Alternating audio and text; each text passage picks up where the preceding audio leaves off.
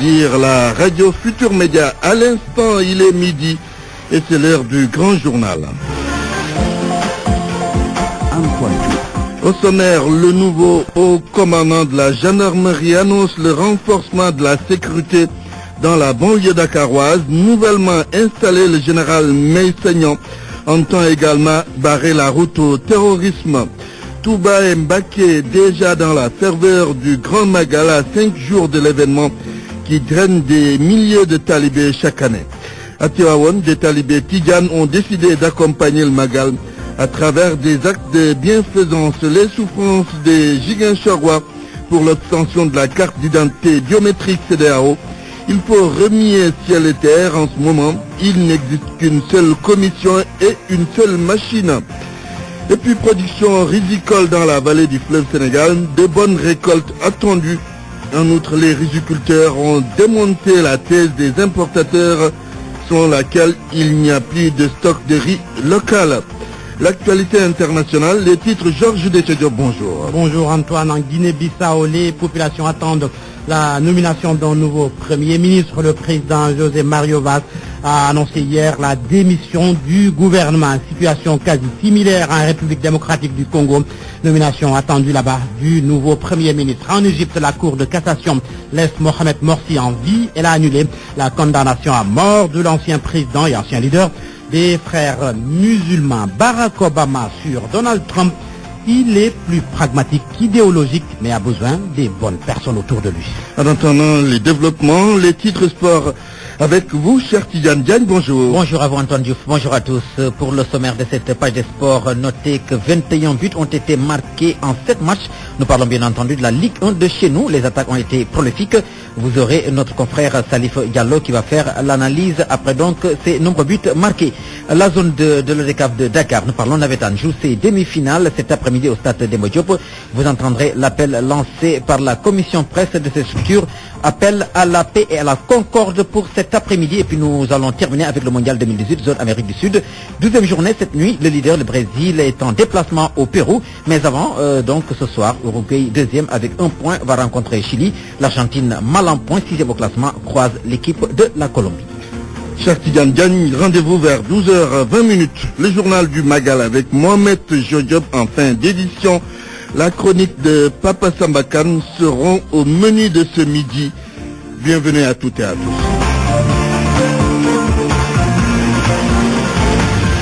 Antoine Diouf. Un mort et 3 blessés dans un accident de la route entre un véhicule 7 places et une voiture 4x4. C'était cette nuit vers le village de Tchalongan dans la région de Kaolack. Parmi les blessés, il y a le commandant du groupement des Bérets Rouges de la police de Dakar. Les blessés sont évacués à l'hôpital régional de Kaolack, tout comme le corps sans vie. Écoutons le directeur du dit hôpital, Salut Tal, au micro d'Ibrahima Diamé. C'est un accident qui est survenu vers les coups de 22h sur l'axe Gossas-Kaolack et il y a eu 3 blessés, dont un grave et malheureusement un décès sur le coup. Ils ont été évacués par les sapeurs ici à l'hôpital.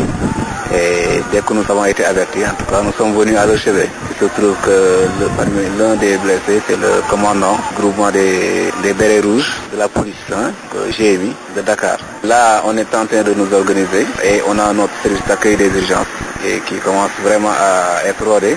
Et nous privilégions d'abord la prise en charge médicale avant toute autre chose. Et là, comme vous l'avez vu vous-même, donc on était en train de vraiment organiser pour la prise en charge médicale. Au niveau de l'hôpital, on a l'habitude chaque année, à la veille de chaque événement, grand événement religieux, en tout cas comme le Magal de Touba ou le Gamou, de nous organiser pour mettre en tout cas les services stratégiques comme le service d'accueil des urgences, la radio, la réanimation, de les mettre en alerte 3 jours avant l'événement et 3 jours après l'événement. Donc là aussi, on est en train de nous organiser pour que 3 jours avant l'événement, que le dispositif soit mis en place en cas d'accident, que nous soyons prêts à faire face. Aux dernières nouvelles, le commandant a été évacué à Dakar. Ce drame survenu à Richard Toll, un apprenti d'un bus en partance pour le Fouta a été tué par une ligne électrique haute tension.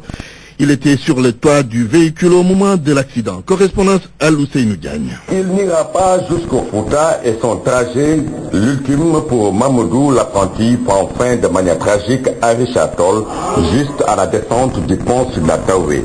Il a rangé des bagages sur le toit du bus quand la ligne haute tension le retient avant de le projeter sur la route nationale numéro 2 Viol-la-Pompe. Il était 2h cette nuit. Les cris des quelques rares personnes présentes encore sur le lieu ont réussi quand même à alerter le conducteur du bus qui va s'immobiliser 300 mètres après. L'émotion est vive sur place.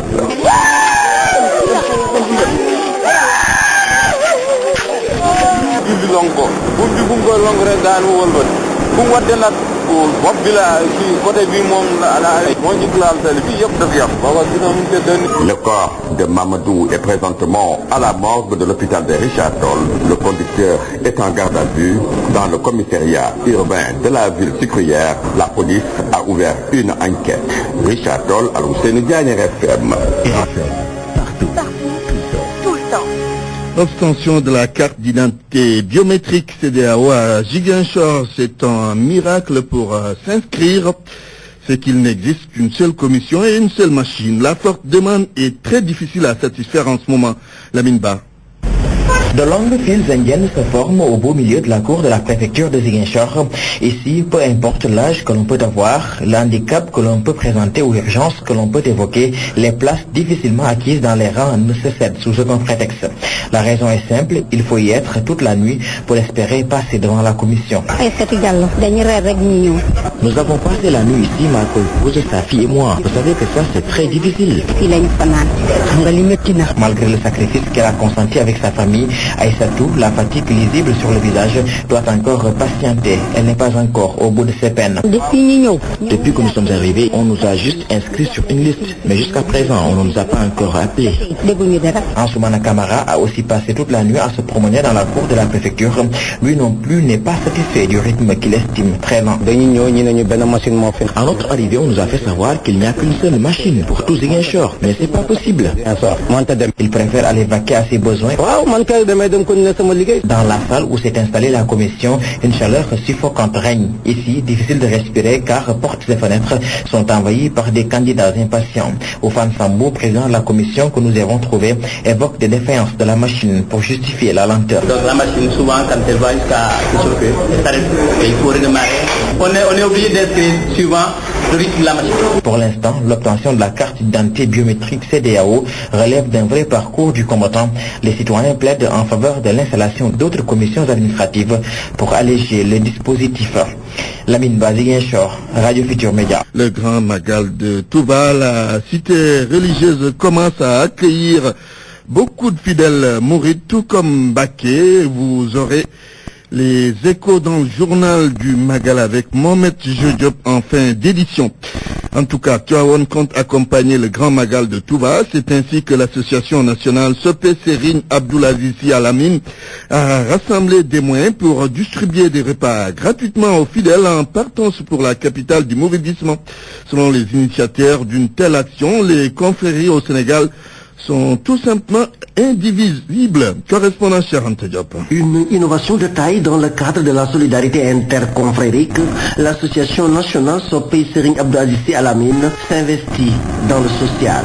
Elle compte distribuer des repas durant la période du Magal de Touba à des points stratégiques où doivent transiter les pèlerins en partance pour la capitale du mouridisme. Pape Momar Gueye, le président national. L'activité tourne autour de 3 points majeurs, c'est-à-dire la distribution de vivres à Tivaouane, à Kébémer et à Thiès. Donc comme nous sommes à notre première édition, nous nous sommes dit que nous allons nous limiter sur ces actes qui constituent en fait des points saillants pour le voyage des pèlerins au niveau de Touba, pour que les années à venir, nous puissions avoir l'occasion d'élargir l'activité partout dans le Sénégal. Une façon pour ces disciples du porte-parole de la famille Tidjane de Tivaouane de montrer que l'islam est un et indivisible. Le constat a été fait depuis des années. Nos marabouts, nos wassila lancent surtout des messages pour l'unité des cœurs entre les talibés. Donc on s'est dit cette année, nous allons profiter de cet appel-là pour montrer que, en fait, au Sénégal, les talibés, les mourides, les tidjanes, les laïens sont unis uniquement pour que le Sénégal aille de l'avant. Cette association a pris l'engagement ferme de perpétuer ces gestes de bienfaisance à l'égard de la communauté mouride. RFM Thiès, Cheikh Anta Diop. Ils affichent le sourire parce qu'ils attendent de bonnes productions rizicoles. Les paysans de la vallée du fleuve Sénégal parlent même de rendement record cette année. Par ailleurs, ils ont démenti les exportateurs ou les importateurs de riz qui ont soutenu qu'il n'existe plus de stock de riz dans la vallée. En ligne de Matam à Liban-Elian. Après les nombreuses perturbations nées de la précocité des pluies ayant retardé le démarrage de la campagne hivernale, les riziculteurs retrouvent finalement le sourire. À la faveur de la mise en place des intrants indispensables, ils attendent aujourd'hui des rendements records. Ibrahim Tchoubou est le président des producteurs du riz de la vallée du fleuve.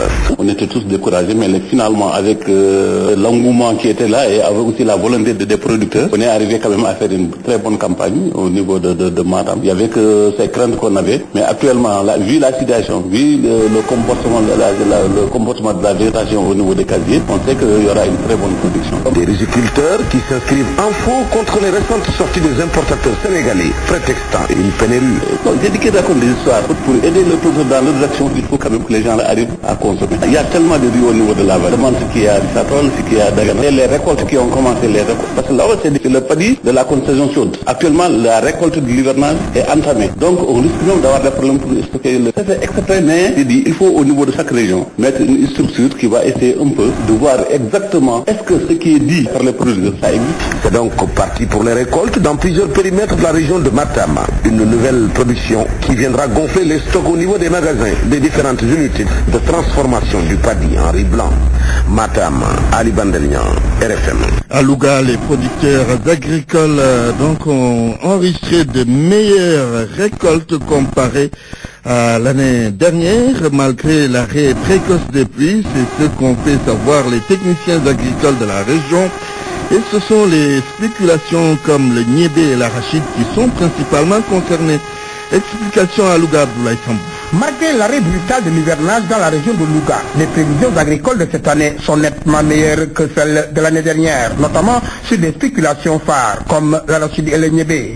Jean-Paul Bapoki est le directeur régional du développement rural de Louga. Si nous prenons l'arachide, la moyenne au niveau de la région tourne autour de 615 kg à 733 kg à l'hectare. Mais au-delà de 733 kg, c'est les premiers semis. Le rendement sera 733 kg à l'hectare. Le problème cette année, il y a un arrêt précoce de la pluviométrie. Si nous revenons sur le niébé, cette année la campagne a été bonne, malgré qu'on a eu des problèmes de pucerons en fin de campagne, dû à une pause longue de la pluviométrie. Mais les rendements sont structurés comme suit. Les premiers semis, on est presque à 715,6 kg à l'hectare. Pour les derniers semis, c'est 533,3 kg à l'hectare pour le niébé. Avec les paquets technologiques et les intrants agricoles distribués aux 29 organisations des producteurs par le projet d'appui aux filières agricoles, la production du niébé a connu une évolution significative. Pour ces rendements, nous avons à peu près 845 kg à l'hectare à plus de 1000 kg, c'est-à-dire plus d'une tonne. Comme ils ont semé tôt et que le cycle est court, ils ont pu quand même, les premiers semis, deuxièmes semis ont bouclé le cycle. L'année dernière, pour le PAFA Expansion, quand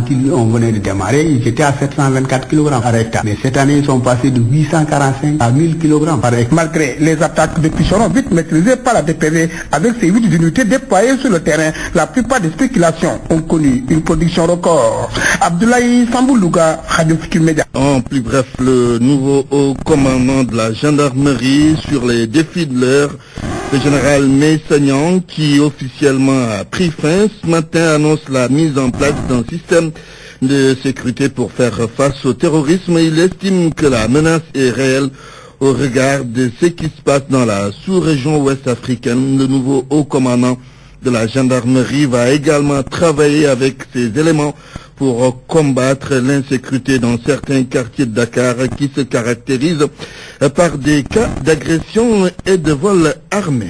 L'actualité internationale.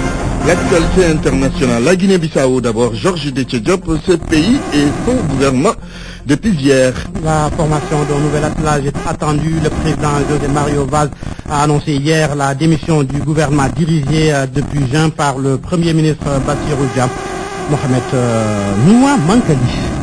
Dans son message adressé à la nation dans la soirée d'hier, le président de la République José Mario Vaz a annoncé qu'il va mettre fin au gouvernement dirigé par Bassirou Dia et nommer le plus rapidement que possible sans délai un nouveau Premier ministre de consensus et de sa confiance. José Mario Vaz a assuré que la démission du gouvernement va fermer le dernier chapitre de cette crise que connaît la Guinée-Bissau. J'espère qu'aujourd'hui nous allons mettre fin aux différents chapitres de l'instabilité dans notre pays. Le temps de la vérité est arrivé. Nous devrons tourner la page et donner le début d'une nouvelle phase dans l'histoire de la Guinée-Bissau. José Mario Vaz a assuré que le futur chef du gouvernement formera un gouvernement fondé sur l'accord de Conakry. Tenant compte de la grave crise politique, l'implantation de l'accord de Conakry passe par la démission de l'actuel gouvernement. Face à l'absence d'unanimité, le président de la République va assumer sa responsabilité au terme de la constitution de la République, démissionner l'actuel gouvernement et nommer sans tarder un premier ministre de consensus et de sa confiance. Cependant, les partenaires internationaux ont recommandé au chef de l'État de la Guinée-Bissau, José Mario Vaz, de répondre à l'accord de Bissau et de Conakry. Ovidio Piquet, le représentant de l'Union africaine en Guinée-Bissau et porte-parole de la communauté internationale, en s'adressant à la presse après la réunion avec le chef de l'État, a souligné que la communauté internationale est préoccupée par l'actuelle crise en Guinée-Bissau et a exhorté à José Mario Vaz de tout faire pour que le processus de la formation du nouveau gouvernement inclusif soit rapide pour minimiser la souffrance du peuple bissau-guinéen. Nouamankali Bissau, RFM. En République démocratique du Congo, nomination attendue aussi d'un nouveau chef du gouvernement. Le Premier ministre a démissionné hier. Le chef de l'État, Joseph Kabila, doit s'adresser à la nation cet après-midi. Ce sera au Sénat. Il devrait normalement donner le nom du nouveau Premier ministre issu de l'opposition. L'on évoque déjà le nom de Vital Kamerhe qui a été reçu par le chef de l'État, Joseph Kabila. En Égypte, Mohamed Morsi échappe à la sentence suprême.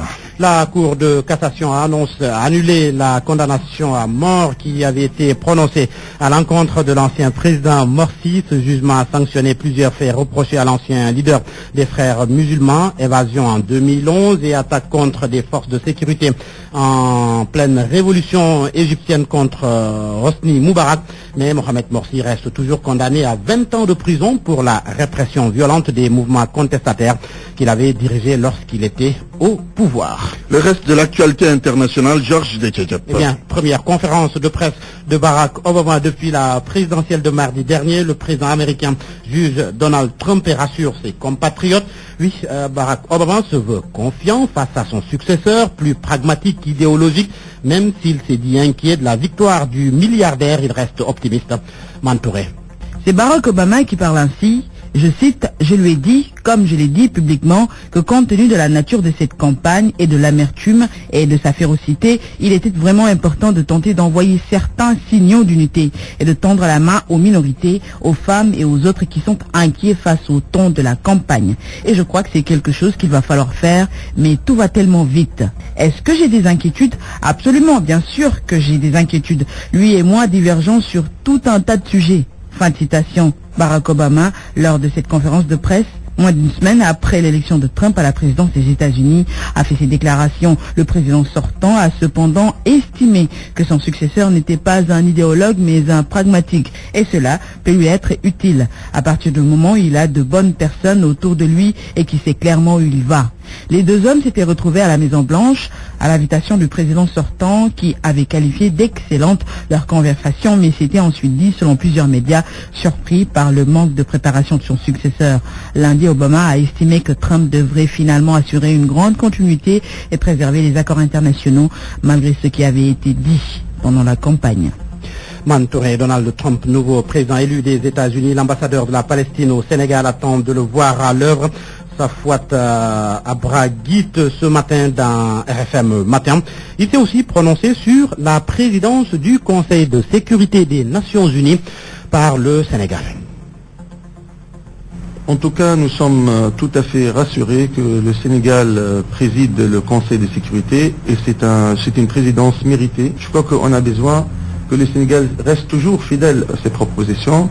Elle n'a jamais été question d'abandonner la question palestinienne, mais la Palestine reste quand même un dossier, le plus vieux dossier de l'ONU. Voulez-vous que le Sénégal inscrive le dossier palestinien dans sa présidence? Je crois qu'ils le feront. Ils font la défense de la question palestinienne sans qu'on leur demande. Les Sénégalais, ils ont la Palestine dans leur cœur et dans leur raison, au niveau étatique comme au niveau aussi populaire, donc j'ai pas besoin de rappeler ça. L'avis de l'ambassadeur sur l'élection de Donald Trump? Donald Trump, avant tout, c'est un homme.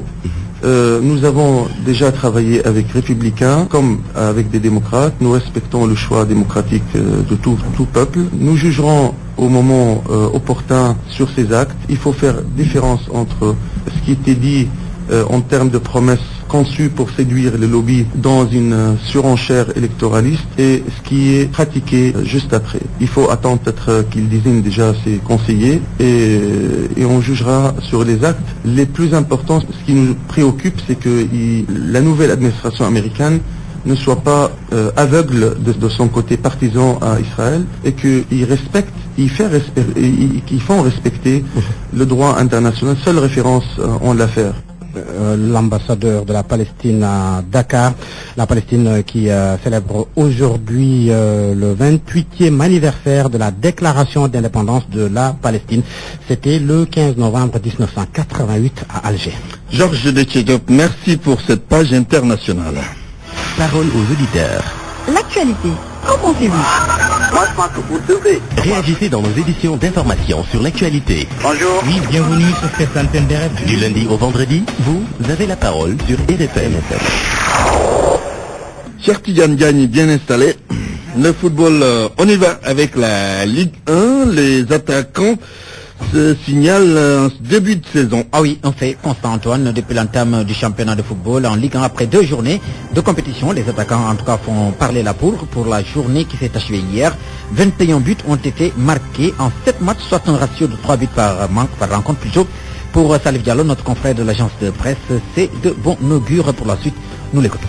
Je pencherai plutôt vers beaucoup d'explications. D'abord l'état des pelouses, parce que de plus en plus, je pense que toutes les équipes de Ligue 1 jouent sur des terrains synthétiques, en bon gazon synthétique. Ça, c'est la première chose. La deuxième chose, on est en début de championnat, je pense qu'il n'y a pas de calcul à faire. Tous les entraîneurs veulent gagner. On n'est pas arrivé au moment où on doit penser au maintien, au titre ou au ventre mou. Donc, personne ne calcule, les gens jouent exactement comme ils veulent pour aller gagner. Ensuite, si vous voyez les équipes qui gagnent, qui cartonnent, les joueurs qui marquent beaucoup de buts, c'est des joueurs qui ont joué 2 saisons ou une saison et demie. Au moins, c'est des internationaux. Je parle d'Ibrahima Niane avec les U20 qui a quand même emmagasiné beaucoup d'expérience en Coupe de la CAF l'année dernière, en Ligue 2 et en éliminatoire de la CAN U20. Si on parle d'Aliou Badji au Casa Sport, c'est la même chose. Et puis, ils jouent avec les mêmes hommes en attaque. Donc, ils ont pu créer des liens entre eux. Et bien, c'est ce qui explique cela, quoi. Mais bon, c'est une tendance. Et en première partie de saison, je pense qu'il faut attendre pour tirer une conclusion générale. C'est de bonne humeur. Et puis, c'est bien aussi. Bon, il y a une tendance générale dans le football mondial. Aujourd'hui, les gens jouent plutôt pour gagner. Même si, bon, le système de jeu, on attend après pour contrer son adversaire. Mais les gens ont tendance à jouer pour gagner. Bon, si vous voyez les grands championnats, bon, je parle de la Prime League, de l'Espagne et même de la France. Aujourd'hui, des équipes cartonnent, ils marquent beaucoup de buts. Mais bon, ne soyons pas pressés, attendons de voir encore. Moi, je me dis que bon, ça pourrait se tasser vers le milieu du tableau parce qu'à ce moment-là, les calculs, il y aura un peu plus de calculs de la part. L'analyse de Salif Diallo sur les nombreux buts marqués par les attaquants de la Ligue 1 alors que nous sommes à 2 journées de la saison. Nawetan, la zone 2 de l'Upcap de Dakar joue ses demi-finales cet après-midi. C'est prévu au stade Demba Diop Omoni Antoine, Pench contre Fan Résidence, suivi de Guissalan Fan, de choc qui, sans nul doute, vont drainer du monde au stade cet après-midi, d'où cet appel formulé par les dirigeants de la zone, appel à la paix et à la non-violence. Sidi Touré, c'est le président de la commission presse. Relever le défi de la violence, de faire jouer l'esprit de fair play au niveau de la zone, pour que tout un chacun puisse s'épanouir de façon normale. Maintenant, il y a des rencontres, il y a des derbys, donc il y aura forcément de la passion. Bon, maintenant, c'est à nous de veiller sur tout ça. nous aurons les forces de l'ordre qui seront là-bas et aussi qui vont faire des jalonnements au niveau de chaque quartier pour dissiper les fauteurs de troupes. Maintenant, les rencontres vont débuter demain à 16h entre Fann et Fann Résidence. C'est un début en cadet. Ensuite, à 17h, il y a PT Mbotikom, en cadet toujours. Maintenant, enseignants, à partir de 18h, il y aura Fann Résidence Pench et Guisalan Fann. C'est ça les affiches des rencontres des demi-finales de la zone 2 de Dakar. La zone a fait une sensibilisation au niveau de sa commission de sécurité fair play. On est allé voir toutes les ASC au niveau de leurs entraînements pour parler avec les joueurs, pour parler avec les supporters, les dissuader que c'est des rencontres de football et que l'esprit de fair play doit demeurer. Voilà, les demi-finales de la zone 2 de l'EDCAV de Dakar, donc prévues cet après-midi au stade Demba Diop, je le rappelle, au menu Pench contre Fann Résidence, suivi de Guisalan contre l'équipe de Fann. Et puis Antoine, un hommage qui sera rendu à Laurent Poko, ce sera aujourd'hui à Lens, ce sera donc en marge du match amical qui va opposer la France à la Côte d'Ivoire. Une minute de silence sera observée avant le coup d'envoi de la partie. Laurent Poko, ancien international ivoirien, est décédé dimanche à l'âge de 69 ans. L'ancien attaquant des éléphants dans les années 60-70 a longtemps été détenteur du record de but en Coupe d'Afrique des Nations à la CAN 68 et donc à la CAN 70 avant que Samuel Eto'o ne vienne donc faire tomber ce record. Antoine Diouf.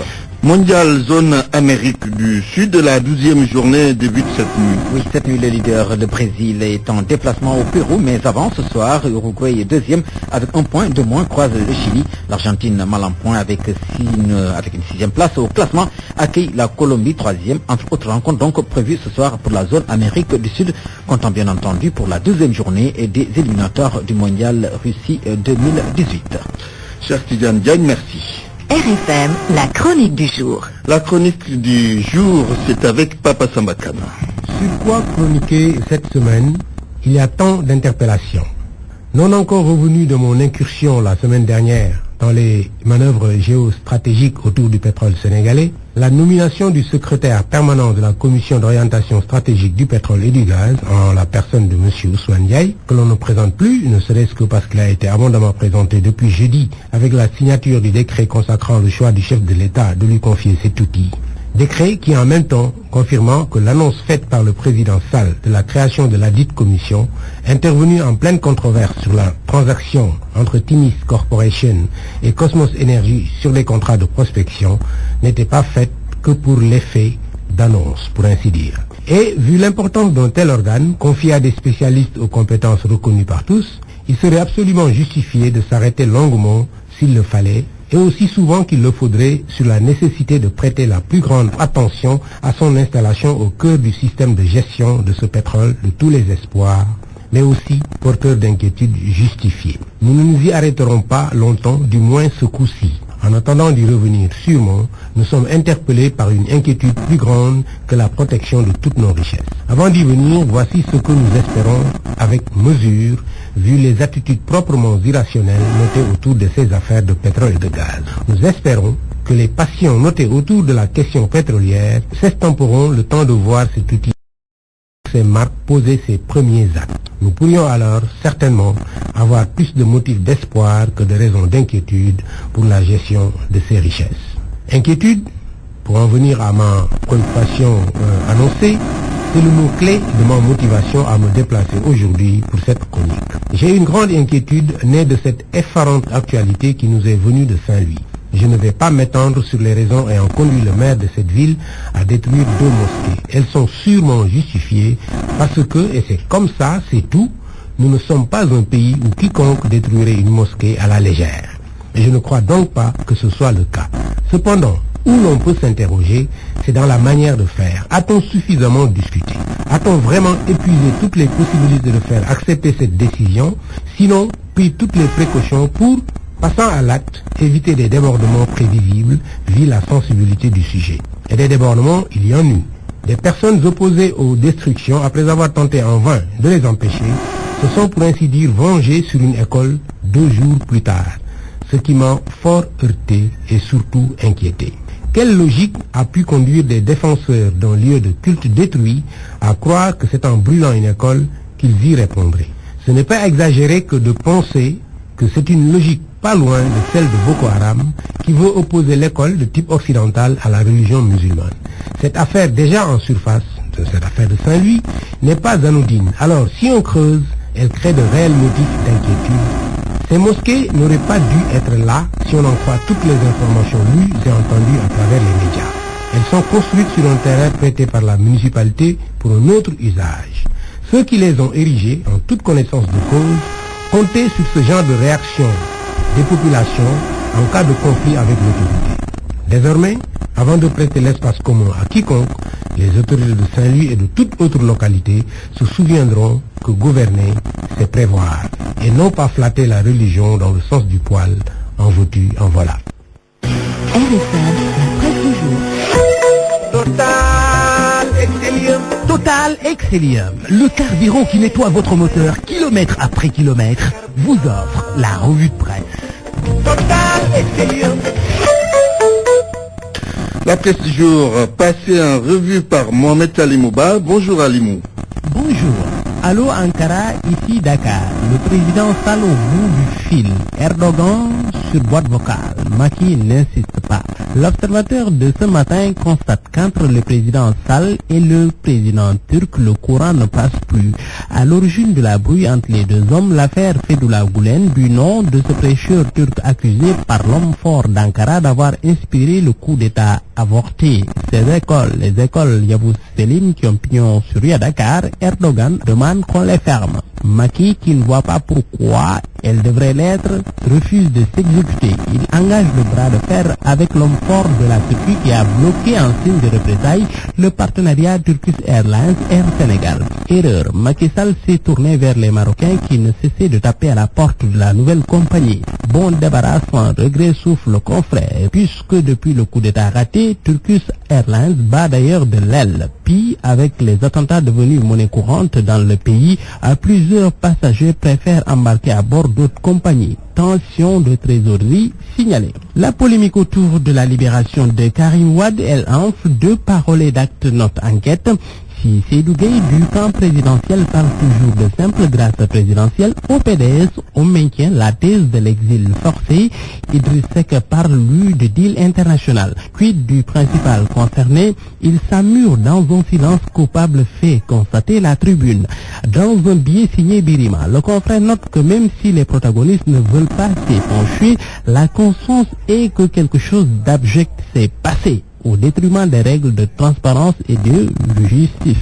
À l'arrivée, on se rend compte, relève le billettiste, que personne n'y gagne et que c'est le Sénégal qui perd. Entre le président de la Cour suprême et ses autres collègues de la même juridiction, autant dire que le courant ne passe pas non plus. Lors de la réunion du comité de la juridiction suprême, Badio Camara a été mis en minorité, constate Walfadri. 25 hauts magistrats sur 30 disent niet au projet de loi devant prolonger son mandat.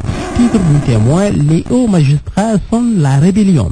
L'UMS exige le retrait immédiat et sans condition du texte, déroule le quotidien. La loi et la fronde sucré-salé souligne que les magistrats semblent décidés à en découdre avec leur hiérarchie, objet de discorde. L'article 26 de la nouvelle loi organique qui va régir la Cour suprême.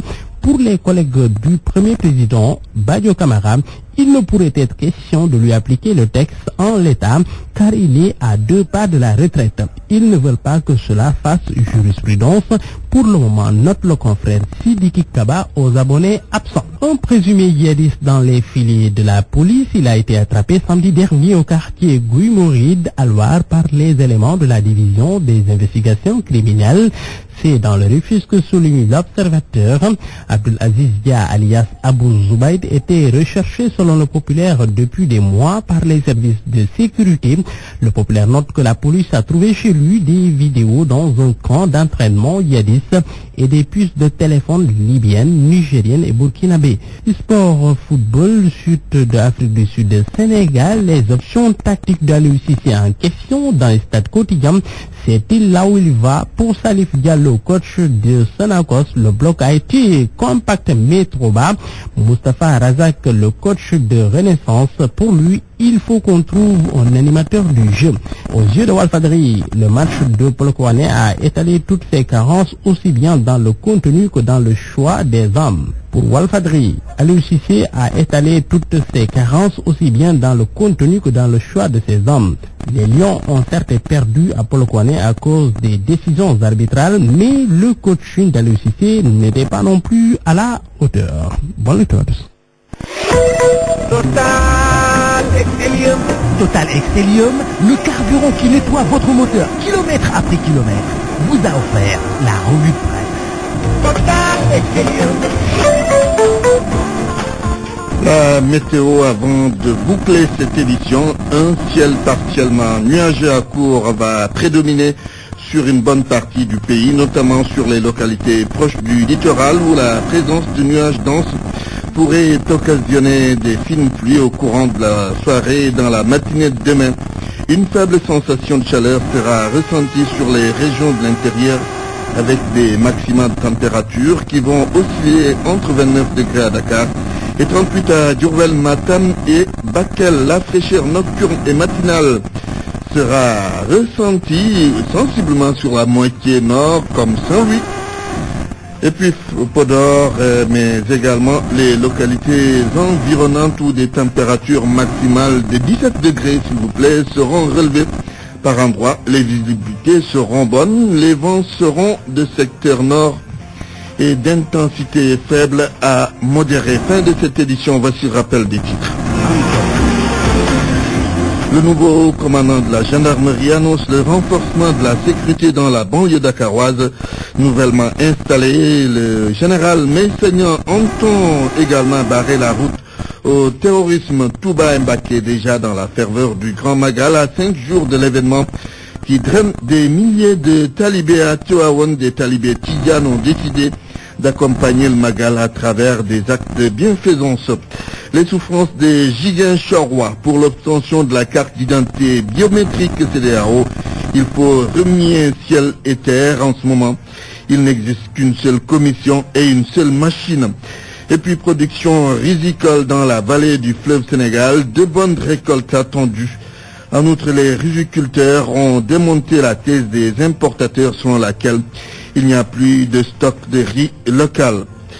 Journal présenté par Antoine Diouf à la technique, Abdoulaye Didi Diop, réalisation El Hadj Daouda Diouf, à la régie il y avait Pape Oumar Diaw, Dialgati Khibar, après le journal du Magal. Direction Touba donc pour le journal du Magal, c'est tout de suite. Mohamed Diop, c'est à vous l'antenne.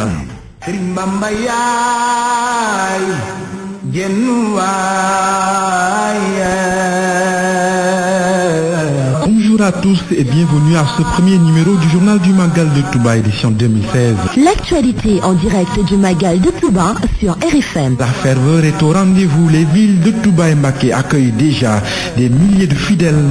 Dans les rues, l'animation est à son paroxysme, mais nous allons prendre la direction des marchés. Vous le savez, pour se faire belle, les femmes sont prêtes à toutes les folies. Quelles sont les tendances du marché? À quel prix? Faisons le marché avec Alimatou Sek et les stagiaires à RFM Mbaké. Le Magal de Touba approche du site Il Wax Brodé décore le marché de Mbaké avec des prix qui diffèrent. Les clients se font désirer. Fatou Ndoye, vendeuse. Nous sommes dans les préparatifs du Magal. Il y a de nouveaux arrivages de tissus comme wax, bazin, brodé, etc. C'est pas cher. Le prix du style varie entre 25 et 30 000. Voilà, bien chez les couturiers, et ceci peut être justifié par le nombre de commandes qui ne cesse d'accroître et les tenues décentes font la tendance. Mor Yassine et Khadim Noho, détailleurs. Les clients viennent peu à peu. On rend grâce à Allah car tout va bien. Pour le Magal, les robes sont très en vogue. Et pour ce qui est du prix, rien n'a changé. Il y a beaucoup de modèles, profils, petits fils, pakistanais, etc. Les choses marchent bien et on va faire tout notre possible pour terminer à temps. Même s'il faut y passer la nuit. Mais à un moment donné, ne peut plus prendre de commandes. Les garnitures, chose indispensable pour avoir une belle tenue, raison pour laquelle les vendeurs font de bonnes affaires. Il y a beaucoup de garnitures, comme passe-cheveux, lalal bassin, etc. Il y a aussi des perles, les choix diffèrent et les prix ne sont pas chers aussi, par varie entre 11, 12 à 25 000. Ça paie comme jamais durant le Magal, c'est ce que veut les Maquois, ce qui fait que le marché est très bien ravitaillé. RFM. La sécurité, c'est une grande préoccupation pour les autorités religieuses comme gouvernementales. L'État a promis de grands moyens pour assurer une couverture de cette édition du Magal de Touba. Le ministre de l'Intérieur annonce même une surveillance aérienne de Touba avant, pendant et après le Magal. Je vous propose d'écouter Abdoulaye Daouda Diallo. Il s'exprimait à l'occasion de la réunion d'évaluation du Magal de Touba tenue à la résidence Khadimou Rassoul.